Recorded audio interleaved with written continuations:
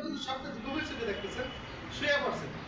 শুয়ে পড়ছে বলতেছে ওই এর প্রতি হাইটে গেছে, মানে ওয়াজের মাধ্যমে আমি এটা নকল করতেছি আপনাদেরকে, আবার এটা বলতে তখন ওনার ঘুম ভাঙে যায়।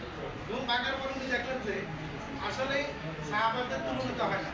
আমি খোঁজ দিয়ে গেছি আর সাহাবা কি করছে? আমি খোঁজ দিয়ে গেছি, সাহাবা কি করছে? শুয়ে পড়ছে।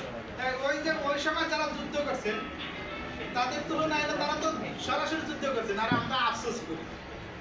আমরা কি করি? আফসোস করি।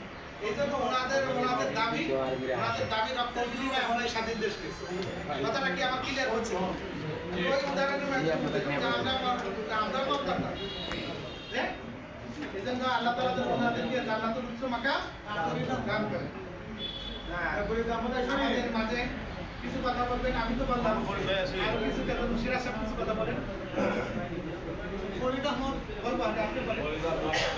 ছবি ছিলেন